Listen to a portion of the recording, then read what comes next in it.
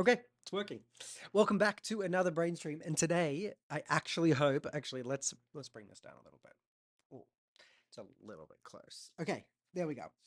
I think it's got a bit better of a framing. Okay, today we're actually going to talk about what I intended 2 or 3 brain streams ago, which was actually going into a little bit of my visualizations of LayerOS, like how I saw it building at that time.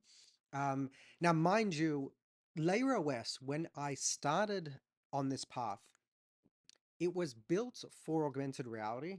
A lot of the early mockups were all about like tabletop interfaces, which kind of are a little reminiscent of 2D interfaces of like kind of it feels like I guess just having like an iPad just on your table where the entire table becomes a tabletop. It's like a projector on top of a table.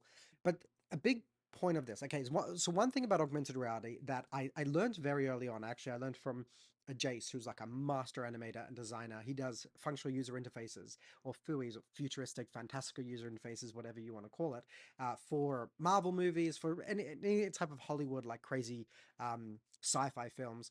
And what I learned from him is sometimes a really good 3D interface is not about putting 3D models in it. It's about how you layer the 2D interfaces, and you can end up getting a very beautiful spatial and better understanding of a 3D world.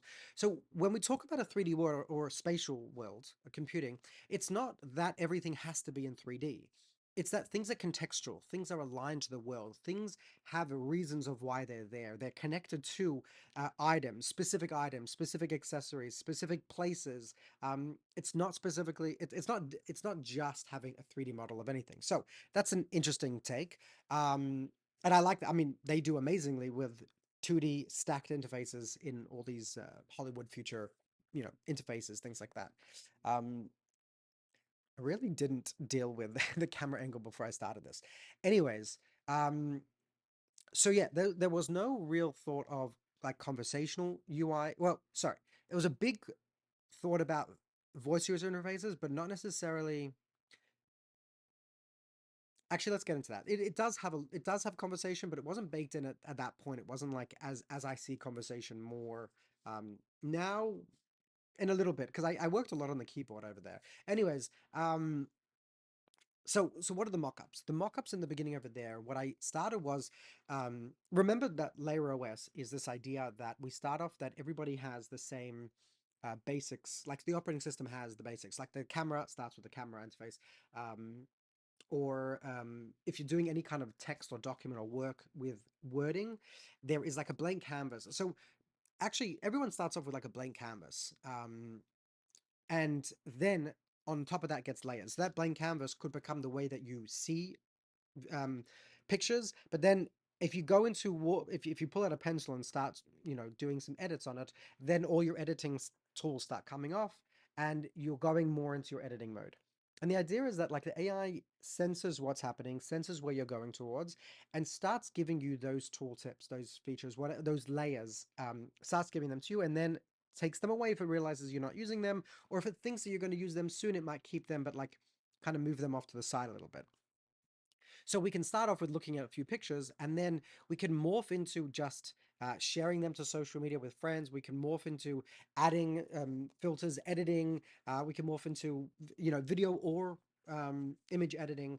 There's a lot of different ways. Or a blank canvas that starts off with text, or whether I'm writing it, let's say with a pencil, or whether I get out a keyboard, or whether I'm starting a conversation that is very clearly that it's not just a back and forth conversation, which is just in the voice, and we want to get something afterwards, and I'm not interested in having the words down on paper to look back on it. I'm more interested in the back and forth of understanding. It goes in those directions. So a few mock-ups that I started with was, for example, if you start, let's say you get out your keyboard and you start writing the word yesterday, right? So the layers that start coming up are can be things like translation. So Google Translate, Apple Translate, whatever it is, we have a translation in maybe the few languages that you normally use, the different keyboards that you have are already installed that you use often, maybe the keyboards that you've used in the last week.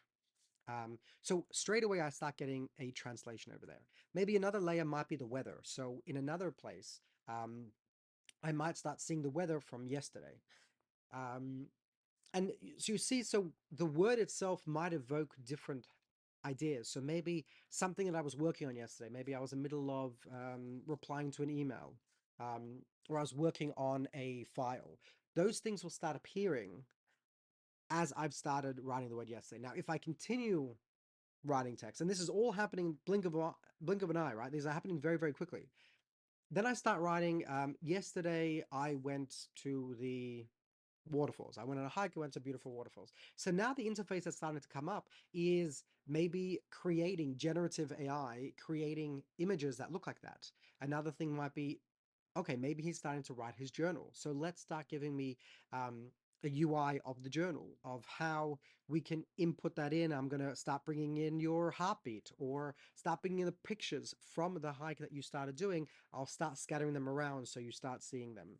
Um, the translation might now be on that sentence, because we're still in a place where I may still want that. And now over here, remember, spatially, my eyes have a very big part of this. If I'm looking at different things and linger on them, there's a bit of an intent. Or if I bring them a little bit closer, those also have a control over. So my intentions are a huge part of it. So eye tracking is a huge part, but also bringing it into my space. Remember, we talked about this idea that I designed for the meta glasses years back, of the three spaces. That concept that I started kind of exploring, or going a little bit more deeper at Meta, I start was this idea of private, public, and personal, private, and public. Personal is like things that I'm working on right now, anything within arm's reach. So I might have some of these layers that start drifting off a little bit further away, almost like saying, we're going to be out of here soon, right? The opacity might go down, they might move a little bit, they might fall off the table, things like that.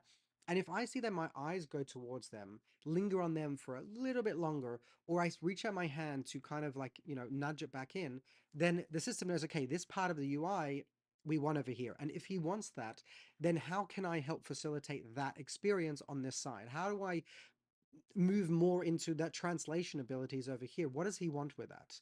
And how can I help facilitate that?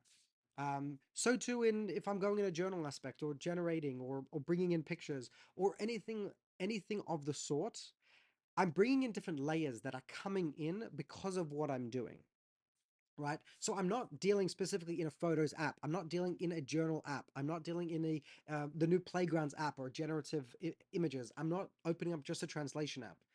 Everything is working on based on my workflow and how I'm going. Now, if I continue and I bring in a whole paragraph, then I'm going to get better editing over here. So I might get my new AI things that says, hey, do you want us to professionalize it or condense it, or you want us to improve it?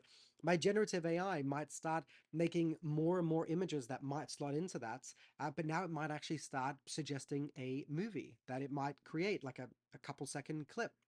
Um, the writing tools, like for example, like Grammarly, or people are saying that Grammarly has been Sherlocked by Apple because of their tools that they've bought into anything with text.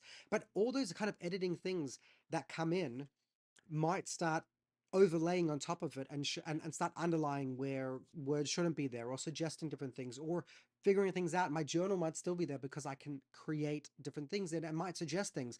Oh, we see that your emotions over there might have been this. Was that your feeling over there? Is that your feeling now? Like emotion, state of well-being, that's been built into the journal. And I would love to see that more as my state of well-being is great, but it's the way Apple does it, for me at least right now, is a bit neutral. And I kind of would like to see it maybe with emotions or things like that. But again, I could come around. I'm just used to that in the way I journal now.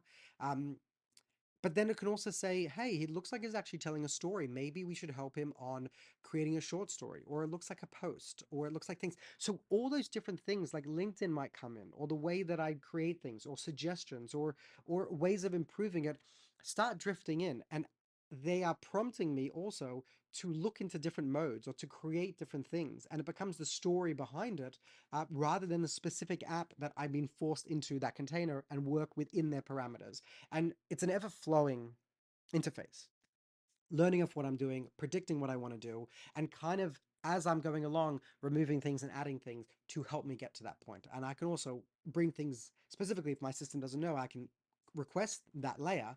But yeah, this is a lot more flowy. That's the start of it. We're going to do many more days in this. I'll see you guys in the future.